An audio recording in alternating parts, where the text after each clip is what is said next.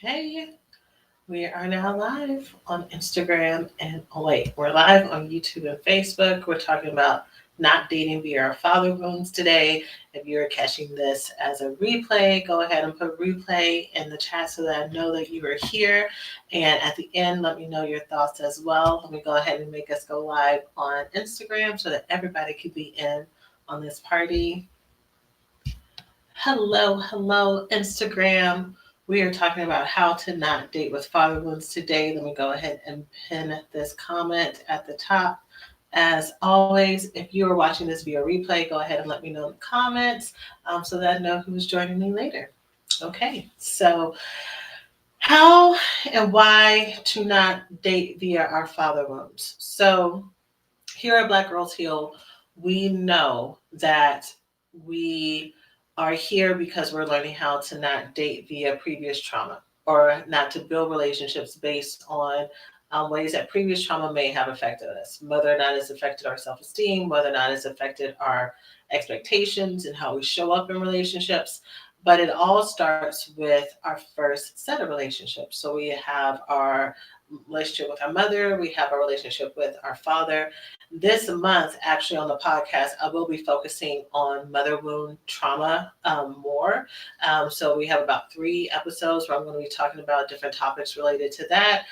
If you got our winter syllabus for these first few months, you already have seen what the coming topics are and what the first one is for tomorrow. But because we're focusing so much on mother wound relationships, I thought it'd be great to talk about father wounds here on this platform. Okay, so let me say this again. The way that we learn how to interact with others in this world, the ways that we learn how to believe what our worth is, what our value is, whether or not what we desire is important, whether or not we are valuable all on our own, whether or not we are likable, whether or not we are lovable, starts with our first set of our relationships. Whether or not we are paid attention to, whether or not we are attended to, whether or not we are loved, whether or not we are protected, seen, and valued. And especially with the type of topics that I talk about here, that really focuses a lot on romantic relationships. I remember when I first started getting started, not only here in Black Girls Heal, but just even learning, being trained as a therapist. For those of you who don't know, I am trained as a therapist. I was a licensed therapist for over 12 years. I will actually be going back to therapy, but I will be talking about that a little bit later on. Um, because I closed my practice for several years, but um, I've been considering going back to that. Anyways, when I first started in my own healing process from having my own set of unhealthy relationships and watching other people always talk about women with daddy issues or women with father wounds. Um, what I've actually found, which is why we're doing a podcast series that's focused more on mother wound relationships, what I've actually found is that mother wounds is more the common denominator between everybody. Of course, there are different father wounds that may show up, but really mother wounds are the prevalent ones. But when it comes to father wounds, um, the impact of felt or imagined or real abandonment is very real. So, what do I mean by felt abandonment? You can have someone who's physically present in the same home as you and still not be mentally or emotionally present. You can have someone who is physically in front of you and actively disregards you, actively is obtuse to your needs, actively treats other people and other things as more important to you. And you, as a little girl, watching that, you internalize that. And this is kids of all genders, but here we talk to Black Girls Heal.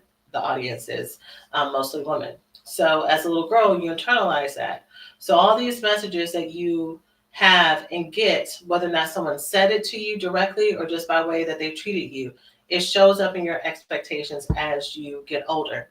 And so what I find is there's a lot of people who have been emotionally neglected or physically neglected or maybe abused, and these patterns are repeated in their adult relationships. So whether or not the patterns look like they are more susceptible to people who are actively and very overtly abusive towards them and outwardly and outwardly and openly emotionally neglectful of them, or if they go the other extreme, because with that extreme, you have someone who's really abusive towards you and doesn't treat you in the way that you deserve to be treated, and you want to move closer towards them. The trauma response for that is to appease. If I can make this person happy, if I can make them love me, if I can make them be nicer, then I win in a way that proves that I am safe, that proves that I'm good enough. I've made them happy, and that's how your trauma shows up.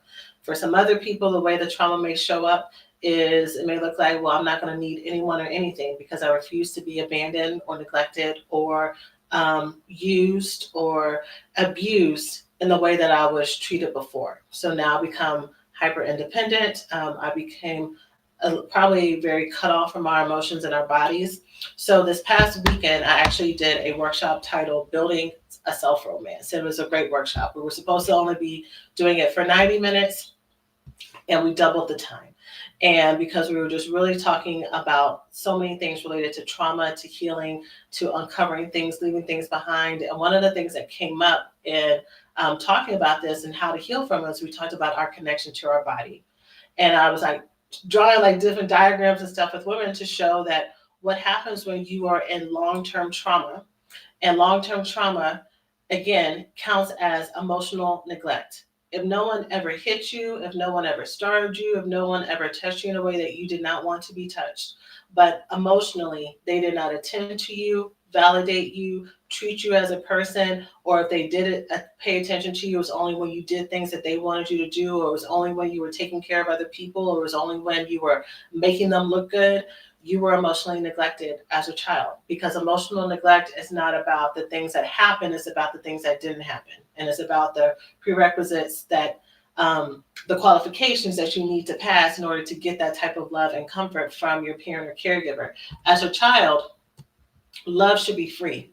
Love and attention and affection should be free and openly given.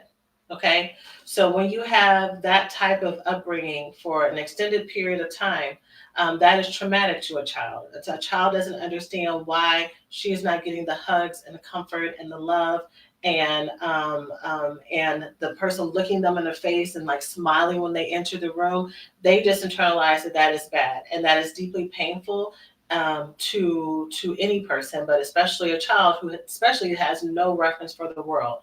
So your body, when you're going through ongoing trauma, long-term trauma, your body has a nervous system that is literally built to respond to threats.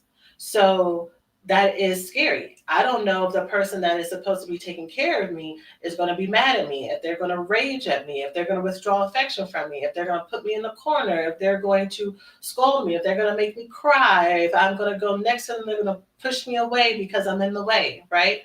So you're going through that trauma and your body is like, this is too much, and it just starts to shut down.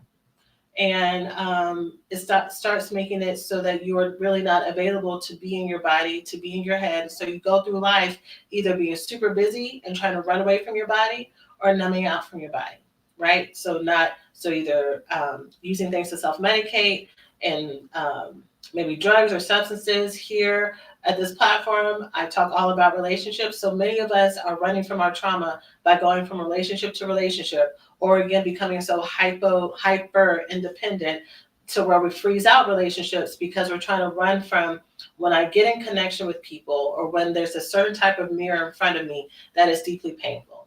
It reflects this deep sense of feeling abandoned or rejected or not good enough, or I'm in the way, or I'm a burden, I'm unlovable, or I'm forgettable, or whatever it may be, right? I'm ugly, I'm stupid, whatever your trauma may show up as. And so we run through life with these types of scripts in our head. And it makes it really, really hard for us to feel safe in our bodies. So this past weekend at the workshop, I was talking about that. I was talking about how in order for us to truly build a self-romance and for us to truly be able to be in a place where we feel full and happy and confident and we're able to receive the love that we may so desperately crave and desire, we have to feel safe in our body to do that. And so what this type of trauma does is it stops you from being able to tap into that because you have to spend so much of your life on high alert, whether or not the high alert is attended to other people And I need to make sure that the people around me, whether or not it's friends or family members or romantic partnerships, are happy, right? So my high alert is to be hyper attuned to other people, to be codependent, to be love addicted, to be whatever, right? To be a people pleaser, to be a martyr, whatever it may be. And whatever language that you may call it. So whether or not it's you calling yourself being generous, or you being compassionate, or you being empathic or sensitive, which are all, if this is your first time catching me live or catching one of my lessons, I am always saying these are positive qualities to have. The problem is that we will overgive them, one, to people who are unhealthy, two, for reasons that are not really based in our wholeness. So it's not based in because I really want to only, it's because if I give this to you, then maybe I will feel safe. If I give this to you, then maybe I will feel love. If I give this to you, then maybe I can be good enough and love you enough and be supportive enough to prove that I'm actually a good person and I'm worthy of being loved, because I never got that just for me existing in this world. So it's either being hypo attended to people, living my life on high alert and keeping my head on swivel to make sure other people are happy, or I am hyper attended to what is a threat towards me. So when is someone going to attack me? When is someone going to take a resource from me? When is someone going to be competitive with me? When is someone going to abandon me? Things are really happy. Things are really good right now. I can't trust it. And so you live your life on high alert. So until you learn how to get into your body, that you're not going to be able to actually let yourself be happy and be grounded. Does that make sense? Let me know if that makes sense in the chat.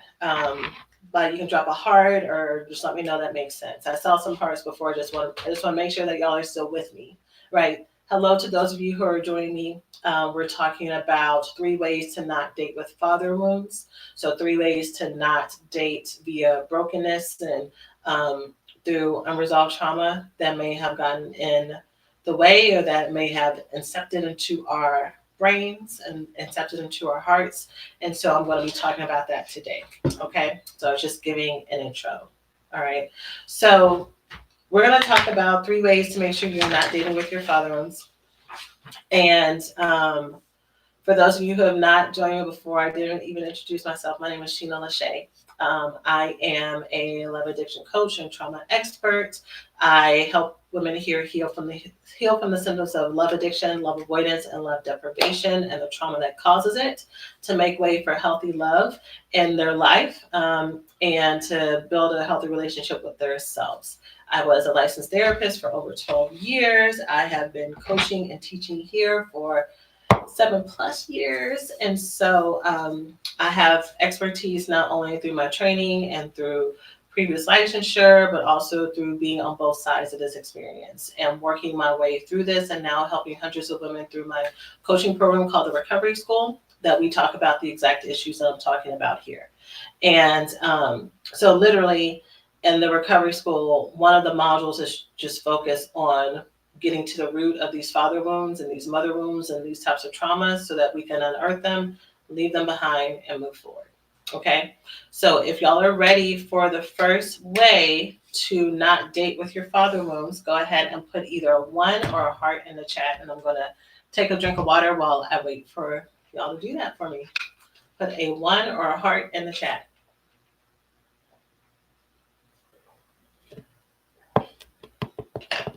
I have been writing for a good majority of the day, y'all. I've been tired. A 1 or a heart in the chat. Thank you for the 1. Thank you for that. So for those of you who also are not used to joining me, make sure that you share what may apply. Thank you for the 1 in the heart, y'all. If there's anything that I say that you relate to, please feel free to share it. Please feel free to say what questions may come up for you, because then I can respond to that and add to the lesson that we have here today. Okay, so this is your time to shine. This is your time to get what you need while I'm here. Okay, so the first way for you to not date via your father wounds is, and I'm teaching this from the perspective of you had or have a father who was neglectful in some way, right? So there are so many women who are blessed to have fathers who were amazing and perfect, right? Because nobody is perfect. People make mistakes. But I'm talking about fathers who may have been absent, even if they were physically present, or absent altogether, abusive, or something like that. And that is the source of the father wounds. Okay, so if that is your experience, this may relate to you a little bit more. So the first way is to understand that abandonment happens in a multitude of ways. The first way to not date with your father wounds is to understand that abandonment happens in a multitude of ways. Now, I've already kind of hit on this already in the intro, but I'm going to talk about it a little bit more. There are multiple ways that we can be abandoned by folks. Again, you can have someone who's physically in the home, but emotionally they are a ghost. And so, what that does is that makes you really attuned to thinking that if someone is in your line of sight, if they are physically present, then that is enough. So, all of your other needs that you will have when it comes to this type of relationship are unmet. Also, you are already accustomed to not really considering your needs or thinking that your needs are actually real, right? And then also, when you do think about your needs, you automatically will shut them down because you've already had a person who has been physically present but not attended to that. So, one of the ways that I work through this in my recovery school program and that I have my ladies like look at this when it comes to this specific like ways of looking at this is who and where are the people where they may have been in front of you, but they were not being the mutual partners or friends that you needed them to be. So, one way that this can happen is let's say you did have a father that was physically not present for whatever reason, whether or not they passed away early, whether or not they had an addiction, whether or not they had a lot of extramarital relationships outside the home, they had a whole other family, they lived in a different state, they were incarcerated. Again, I think I said mentally ill, whatever it may be, but they weren't physically available. You never met them before, something like that. So you may be looking out for someone who is irresponsible in that way, right? So you know, okay, this is what my father did. I'm going to make sure that I don't date someone or I'm not in a relationship that's like that. Okay, great, awesome. You're trying to break generational patterns. However, because abandonment happens in multiple ways, you can be in a relationship with someone who maybe looks really good on paper and all those other things, but when it comes to them having a conversation with you, that they are not as interested in having conversations with you, that they treat your opinions maybe with disdain, or they act like they're really annoyed with you, that they may give you a lot of verbal promises. So that's one example. You may have a partner who gives you a lot of verbal promises and affirmations of how much they love you and they care for you. But when you actually need them to follow through with something, then they're too busy, they have an excuse, they're sick, something came up. So you can't really trust them to be there for you in that way. You could have someone who uses your emotional needs against you to make you feel as if you are asking for too much, or that you are needy, which trains you to try to take care of these things by yourself. You can be with someone who is physically present in the home, or physically present in the relationship, but you have inklings that they may be connecting to other people romantically outside of your relationship. And so you may have their body, right? How many songs do we have about your man is my man and his man and your man too? You may have them on the weekend, but I have them these days of the week. There are so many songs and parts of like popular culture that talk about this and sing about it to a catchy beat, or is the through line of popular TV shows or reality TV shows. And we can see this so often. And then especially if it's happened in our home, there's a part of us that starts to think, even if you don't want to think this, is a part of it starts to think, well, this is just kind of a normal part of the human condition. And if you have a trauma that is connected to people being emotionally abandoning you and not showing up for you, when you see these types of things happen, your red flag is not going to go off and be like, hell no, I don't deserve this. This doesn't have to be my experience. I don't want this to be my experience. You may actually, what I see often that happens with people who don't realize that this doesn't have to be their normal, even though you see it all around, it doesn't have to be your normal, is they might start to try to fight with the circumstance. So this person is doing these bad things to me. Instead of me leaving and exiting and finding other relationships that actually attend to what I need, I'm going to fight with this person. I'm going to stand up for myself by telling them I don't deserve this, and I'm going to, defend myself. Da, da, da, da. But you're really just giving energy to relationships that are wasting your time. I am all for using your voice and standing up for yourself and standing in your power. I'm always going to talk about that, and I have talked about that many times before. But what I've noticed and what I know with the population of women that I serve is that they will take unavailable people and unavailable relationships and try to get it to be something that is not. And sometimes it can look very obvious. So your girlfriend that is with a person that is just dragging her through the mud and she's just staying around and like really like saying she's going to leave, but then she doesn't leave. And sometimes what it looks like is you using your voice and standing in your power and fighting with someone who has shown from the jump that either they don't care about you or they don't have the capacity to love you and show up for you in the ways that you deserve to be treated, so they are abandoning you in other ways. Does that make sense?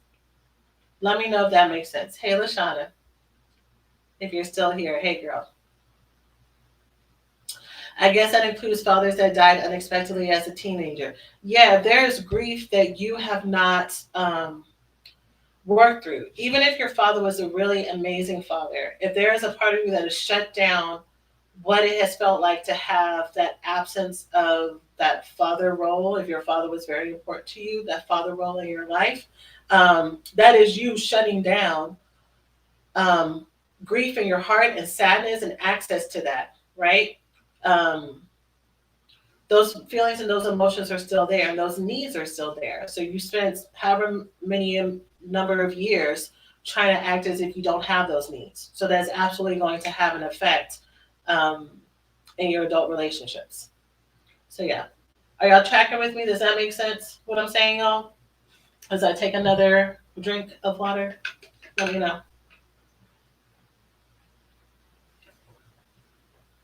Sorry, y'all. I know those are some big gulps. I just want to make sure I'm hydrated. That's making sense? Okay. What gets in the way of us? So I'm saying this, right? I'm saying to understand that abandonment happens in multiple ways. What makes it hard to actually make changes around this is because, one, it's hard for you to believe that there is something better outside of these relationships for you.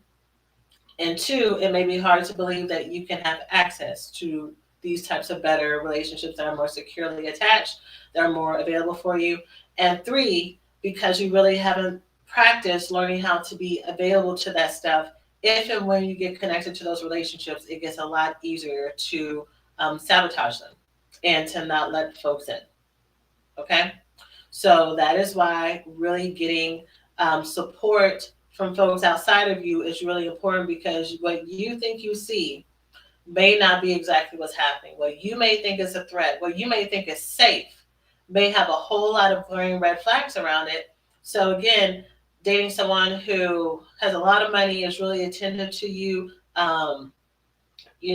financially or really physically present, but there are going to be other parts of your needs that are not being provided for, and you just think, well, not everybody's perfect, and you can't have everything, and so you're willing to negotiate with what is there, right? Because they're meeting your needs in these other areas, but you don't realize it's because you have been primed to only have one or two parts of your life attended to, and the rest you're used to kind of sucking it up and going without. So that's the first one. Number two, if y'all ready for number two, put a 2 or a heart in the chat. The second way to not date via your father wounds, or not to date leading with your father wounds. And while I'm waiting for that, there is, what do you call it? When I was getting ready for today, I was listening to one of my favorite songs, and it's called "I'm Still in Love with You," "Still in Love with You," something like that. It's old. It was like by this group called Third Story. Like before COVID, it came out way before COVID. So I was listening to it, and I was like, oh, that might be a good topic to do about how do you move on when there's someone that you are still in love with or you still feel connected to? Is that even something that you can um, possibly do? And if so, what does that look like? So, if that is something that y'all would like for me to talk about moving on when you're still in love with someone, please let me know. And then I can add that to my topic list, and maybe I can go live on that later. Okay? All right, thank you for the twos and thank you for the hearts. All right, the second way to not date via your father wounds is to not look for extra points by showing how strong you are. The second way to make sure that you are not dating with your father wounds is to make sure you are not looking for extra points for showing how strong you are. And I see that there is a delay, y'all. So if I like make a long pause, it's because I'm waiting for like y'all to type in everything. So just a little heads up. Not showing how strong you are and how much you can take.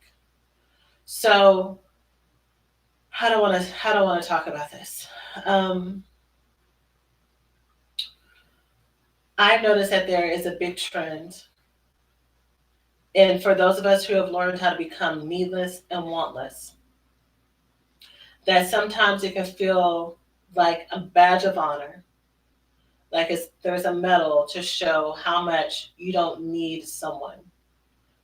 I want you, I don't need you, kind of thing, right? And so that type of hyper independence is really good to help you not depend on people who are unavailable for you. But it's really hard when it comes to letting folks in who are healthy and letting folks in who want to take care of you and want to be available for you. This is when it comes down to when people ask you what you want and what you need, you literally don't know. When people say things like, well, how can I help you? Even if you're overrun, even if you feel really burdened, even if you feel really stressed out and burnt out, and you know that like the world is caving in on you, if someone were to ask you, what can I do to help you? You would not know how to answer them because you're really not in touch with your needs or needing other people to help. And even if you are in touch with that, there's a part of you that really doesn't want to trust it. Here I go asking you for help and for support, and you may not show up for me, or you may not do it as well as I could do it by myself, right? So um, that gets very disappointing when you, on both sides, whether or not you actually answer the question and the person's offering you to have help and support, and they don't follow through, or they do ask you what you need and you don't know how to answer, so you feel really flummoxed and confused by it. When I was writing this point, though, I was thinking more, and part of me doesn't want to say it because I'm not sure how many people can relate to this one, even though I think that this is really common. But the main thought that I was thinking when I was writing, looking for extra points to show how strong you are, I was thinking about those of us who may relate to or have related to the phrase of when I love hard. My biggest flaw is when I'm in love with someone and when I care about them, is that when I'm there, I'm committed, and it's really hard for me to take a break or to set boundaries because when I love hard, which means that you are a soldier, you are a master at taking a whole lot of neglect and a whole lot of abuse and a whole lot of mistreatment and a whole lot of being taken for granted and a whole lot of breadcrumbing, right? Because you have built an emotional connection and attachment to somebody. And when you have had a relationship with a caregiver, especially a father, who may not have shown you that you deserve to be taken care of and that these are things that are non negotiables, again, it may be more, um, you might be more susceptible to taking this type of bad behavior. And kind of thinking about it as this is a quirky part of my personality, right? So the idea being, when I love hard, one day I'm going to find someone who really appreciates it. And this isn't really something that I really need to change because it's a part of who I am. And again, being a hopeless romantic and being someone who loves love and someone who loves to be in romantic partnerships is not the bad thing. It's when you abandon yourself for the sake of someone else's comfort, is when you will neglect taking care of you with the hopes that someone is going to show up and someone's going to change. And also, kind of having this fairy tale thought that, like, one day all of my suffering is not going to be for nothing. One day I'm going to find the person, I'm going to find the relationship, that all of this bullshit that's been happening is going to magically make sense. And I say magically, not because that doesn't happen, but that happens when you take a look in the mirror and say, okay, I'm the common denominator in all this. What am I doing or what am I not doing that is bringing or allowing these types of relationships to be in my life, right? I can keep going day by day, minute by minute, hour by hour, relationship by relationship, hoping that the next one will be better, right? And kind of picking myself up by my bootstraps and kind of moving on. Or I can turn and look in the mirror and do some deep internal work to see, okay, what's been happening, right? Where are we going? Someone commented on the live that I did on Friday, no, either Friday or Saturday. But I did a live about exiting situationships. And the person commented, this is really helping me because I have a therapist that I really love. But these issues that I'm working on, I don't really feel like I'm getting really at the root cause of this stuff. And this is why I really think it's important for us to make sure that you are sharing one with your service providers what it is that you're needing, because hopefully, especially if you love your therapist and you love the person you're working with, letting them know what it is that you need, because either y'all can start to talk about those things together in therapy, or if this is something that they're not trained in, that they can refer you out. So my first therapist that I talk about all the time that kind of put me on this path, Tom helped me so much. But he was aware enough to know, he said, I think that you have a thing with sex and love addiction. That is not something that I really know a lot about. I know that these 12-step meetings exist. I think you should go to a meeting. A good clinician is either going to find the resources for you or connect you to the resources that you need, right? And Tom did me that amazing favor, which led me down the path to where I am now, right? And creating a whole host of resources and programming and stuff for the gaps where people, they may be talking about trauma and they may be talking about relationships and then we may be talking about childhood things that happen and what shows up in romance and all the other stuff.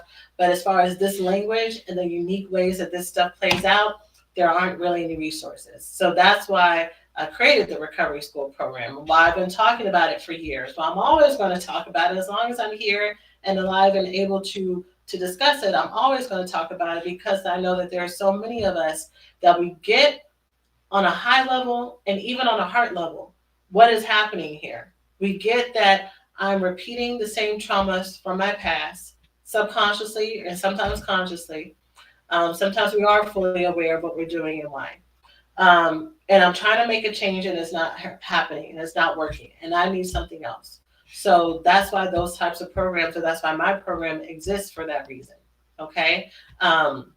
So it's really, really important for us to look at how this stuff plays out and why it plays out. What questions do y'all have about this? I feel like I'm talking a lot more in this live than I feel like I usually have more questions or experiences. Is what I'm saying making sense? Does it align with y'all's experience? And here's what I'll say while I'm waiting to hear if this is aligned, because again, I know that there's a little bit of a delay. I think working through parental trauma when parents are still here is really hard too. It can be really hard because you can be balancing like the real grief of coming to terms with the things that happened or that didn't happen. It can be hard because there may be anger that comes up. And what I hear a lot is when people are like revisiting past childhood trauma and things that happened.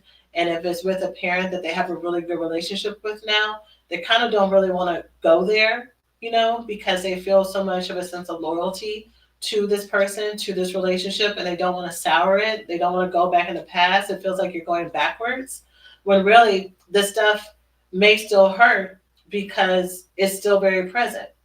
Like if you were truly, truly over it, then you could talk about it without it actually touching anything. It would be as if you're discussing something that was long ago past, but also healed over, right? Versus when you just put a band-aid on something that's not healed and you touch it, it's still sore and tender. You got a band-aid on it, but it's not scarred over, right?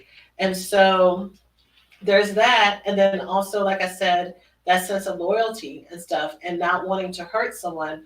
And as you get older and become an adult, depending on the level of abuse or neglect you've gone through, and how bad it was, there are some people who don't have this experience, but there are many who are get to a place where you realize that your parents were just another adults who were trying their best. They're just other adults who are trying, like they were given children without a manual. They had their own past traumas that they didn't have a chance to work through, especially depending on the age that they are, where therapy was not a thing. Talking about your feelings and your emotions for sure wasn't a thing. And you might have even gotten it better than they did with the trauma and the abuse that you've gone through. They probably did their best, and you may realize they did their best with what they had available to take care of you. It may have still been neglectful and it may have still been abusive, but you can see they tried their best. So you trying to navigate this and seeing your adult parents as other adult human beings gets really confusing, right? Because you're balancing the empathy and the compassion with your own personal experience. And so I want you all to know that two things can be true at the same time.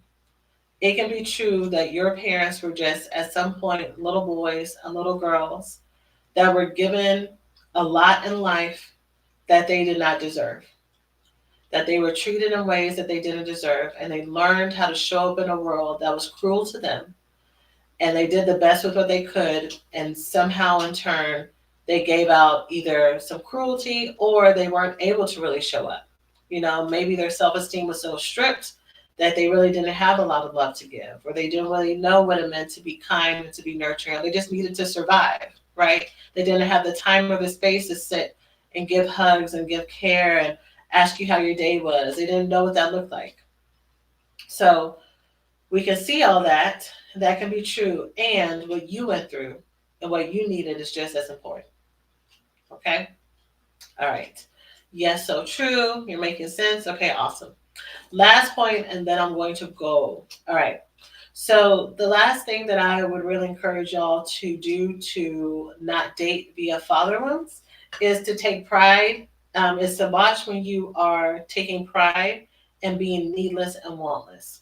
So again, this is kind of some things that I've kind of already talked about is when you are, this is especially if you kind of align with love addiction.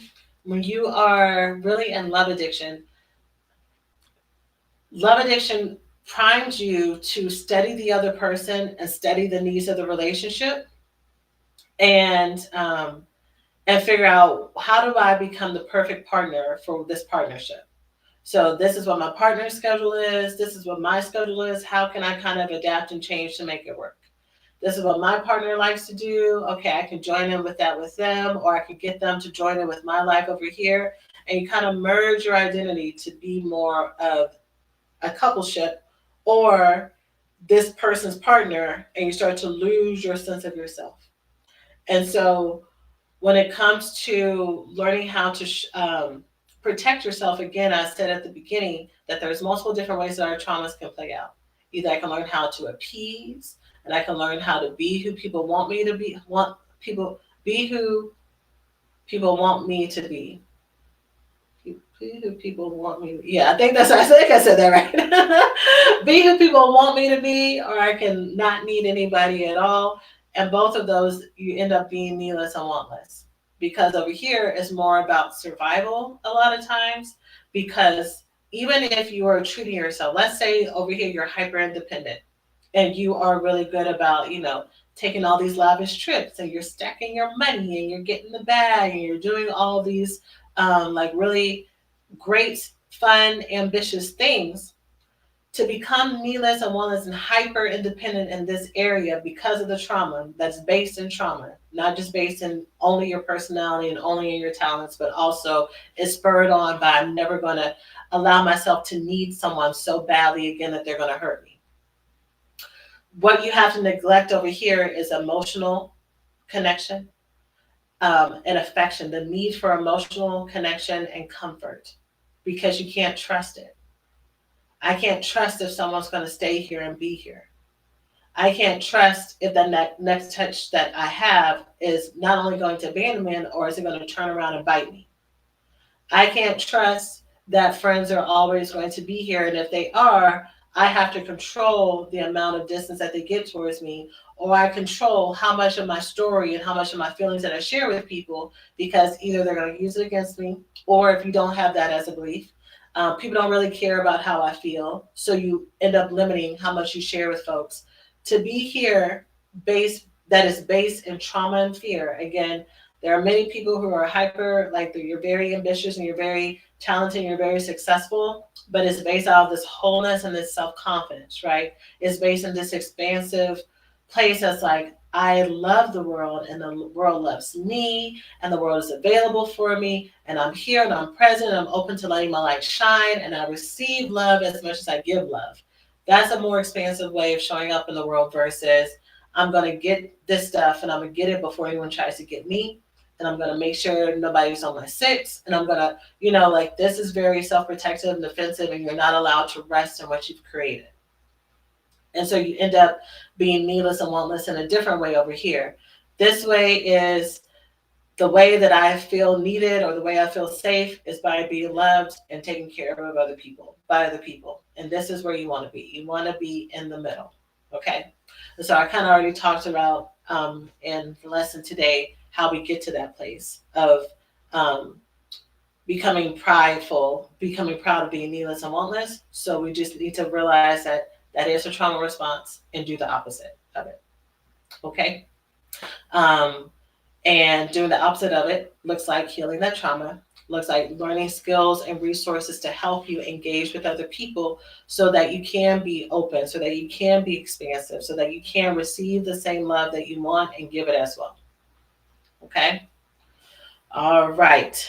I'm going to read this comment and then I'm going to wrap it up.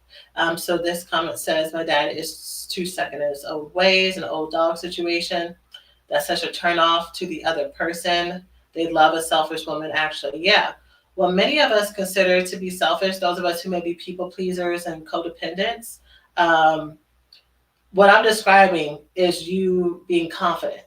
But if you've not ever had it modeled or had it been celebrated for you, it feels like being selfish. It feels like you have to be this cold, heartless person and not really care about anybody at all.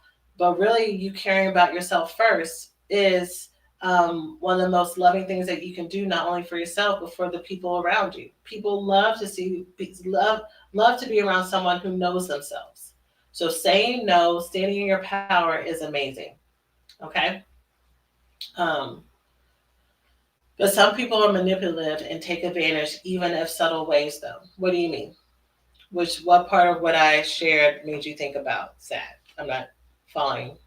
I said a whole lot of things, so I don't remember. I don't know the connection towards one of them. Self-contained. Yeah.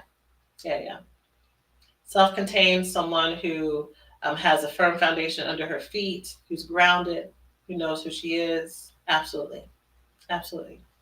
So, I realized I said all that stuff about the recovery school. I didn't tell y'all how to find it. You can find it by going to therecoveryschool.com. Again, therecoveryschool.com. I'm actually going to go ahead. I'm just looking at the time. I'm actually going to go, y'all.